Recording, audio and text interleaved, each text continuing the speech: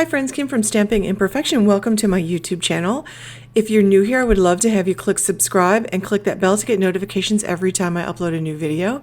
And I would love it if you give this video a thumbs up.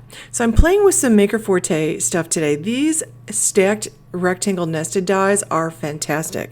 They come in that nice packaging with that nice heavy magnet. I pulled out some stamp sets and I'm going to play with this top one called Bless This Nest. And I always seem to pull out more than I play with. I have my sentiment dies, a whole bunch of cardstock, including some metallic gold there that I'm going to play with. I'm starting out with a piece of watercolor cardstock I've cut down to 4 by 5 1/4, and I'm using some Maker Forte inks, Icy Mist, Blue Moon, and Tartan Teal. I've smooshed them onto a piece of kind of heavy acetate, and I'm giving them a good spritz, and I want to basically just make a background here. So I'm just going to squish these on to this background. I'm going to clean up that edge and try to get that ink to go all the way to the edge.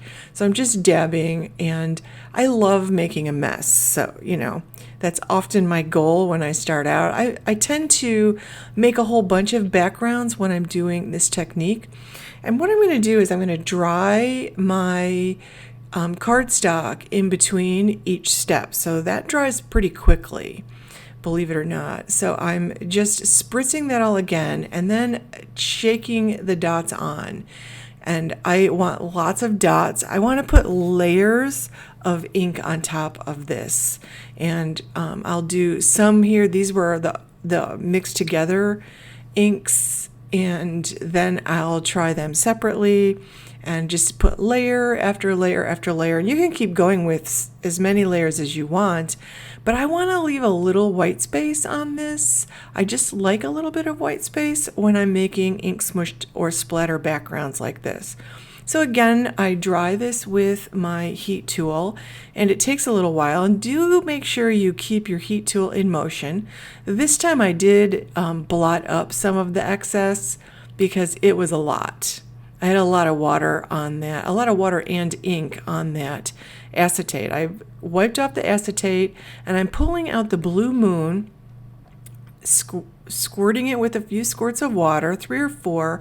I want to give it enough water that it will drip off my acetate. And I tap the acetate, and I'm getting nice big drops here. That's what I'm going for. So again, I'm going to dry this, and I'm pretty patient. But you want to make sure that you keep your heat tool moving, and I would say a good 6 to 8 inches above the paper, because you can burn your paper if you get too close. How do I know this? I know this because I already made one of these today, and my husband came walking into the room while I was heating it and said, "I just cut my hand really bad, I need your help." And I wasn't paying attention. I burned my paper before I shut off my heat tool. So you can burn your paper doing this. So definitely keep that heat tool moving and keep it above. So I'll blot up the little excess. Once in a while I will pick it up when it's dry enough and then hit the back so it flattens out. And generally it flattens when it dries at the end anyway. So you can put some adhesive on the back and attach it to your card front or a mat. And this piece of watercolor paper actually came off a watercolor pad, and there was a little bit of adhesive from the pad on the back of that, and it keeps melting onto my glass mat. So I'm actually going to have to get a razor blade and scrape off my glass mat. So this is the Icy Mist, and it's very light. I love this Icy Mist color. I feel like I can do a lot of subtle backgrounds with this, and it goes with everything. You can make some really nice light skies, or just watercolor washes in the background where it's there, so you don't have this bright white card, but it's very subtle at the same time. So I really like it.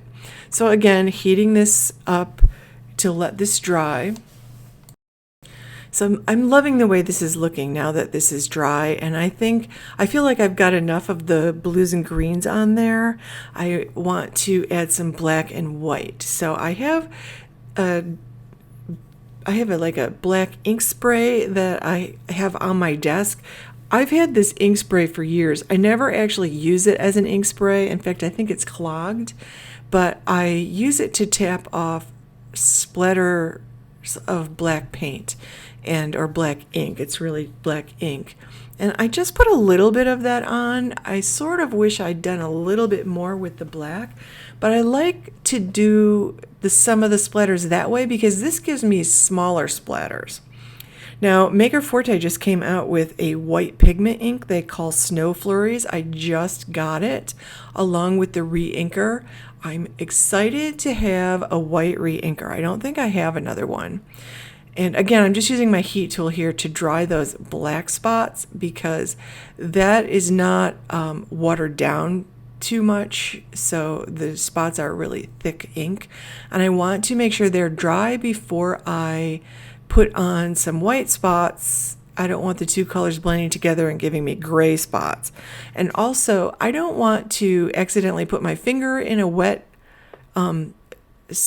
one of the black splatters because then I'll get streaks of black across my project. So I've put a couple drops of that white re-inker onto a clear block, and now I'm just using a paintbrush to flick it on, and I let that whole thing dry, and I still have it put aside to let it dry, and I went ahead and stamped the little birdhouse, and I'm just going to color it in with my Copics.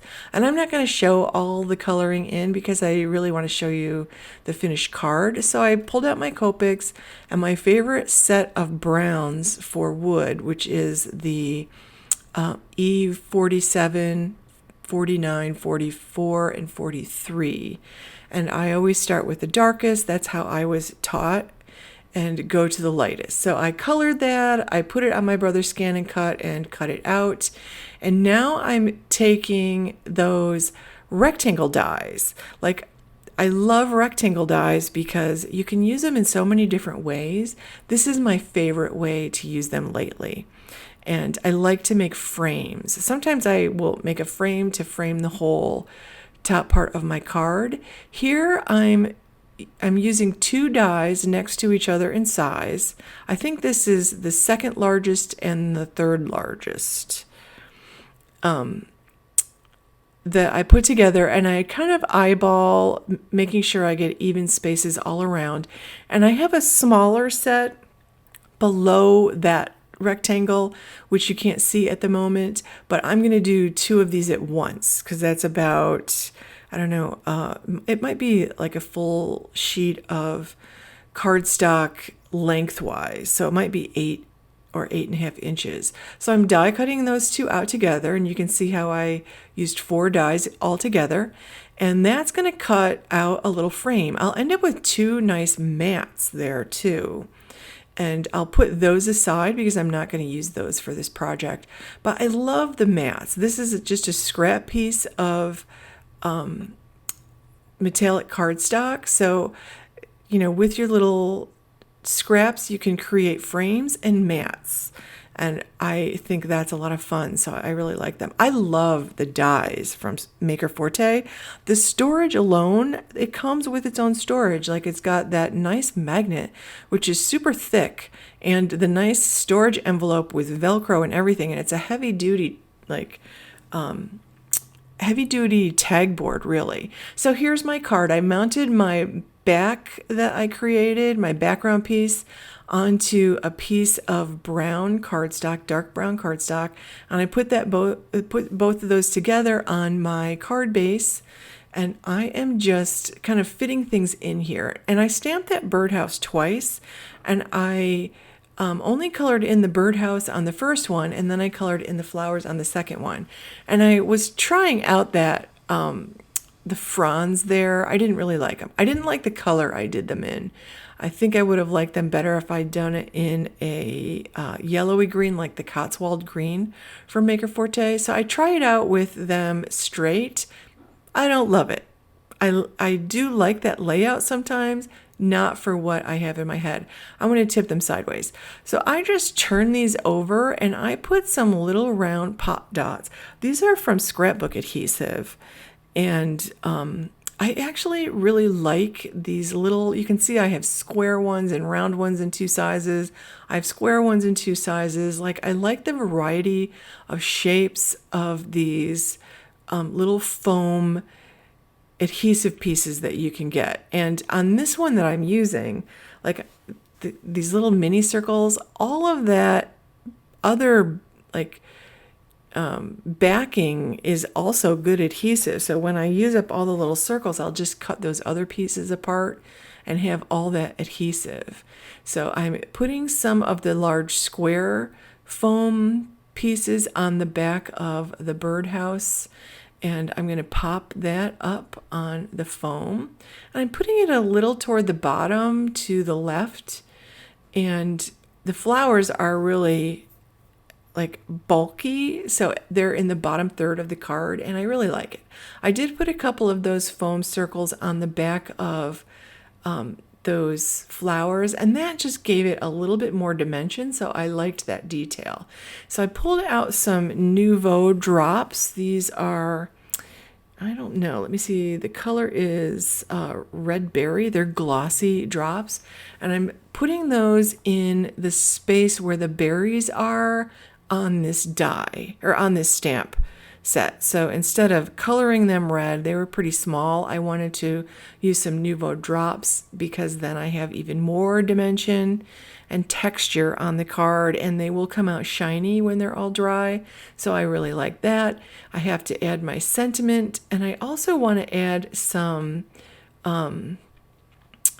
crown jewel gems. But before that, I decide that I definitely want more of the white splatter. So again, I pull out that Snow Flurries re-inker, and this time I'm tapping it on because I want tiny little white drops. And if it's not giving you the splatter you want, squirt it with a little more water, because if you're not getting enough splatter coming off, add more water and tap it some more. And do keep a rag of some sort handy to clean up the mess. And yes, everything on my desk has black and white splatter all over it, but that's okay. I make sure I'm not anywhere near the wall when I do this. So here come some clear crown jewel gems, and I always just use liquid glue. Whatever is closest is usually what I grab, but I have started using Maker Forte's Maker's Magic glue, the no-show glue, and I really like that. That wasn't right in front of me at the moment though. So I put 5 gems on. I'm going to add my sentiment with a couple little pop dots on top of that. Just one, I think it says "Bless this nest." It's the one from one of the sentiments from the stamp set. I just stamped it and fussy cut around the sentiment, and that is going to complete my card. I'll put all the links to stuff below. I would love it if you give this video a thumbs up and leave a comment and let me know what you think of this card. So thank you so much for watching, friends. I hope you have an amazing weekend and a very creative day. So thanks for watching.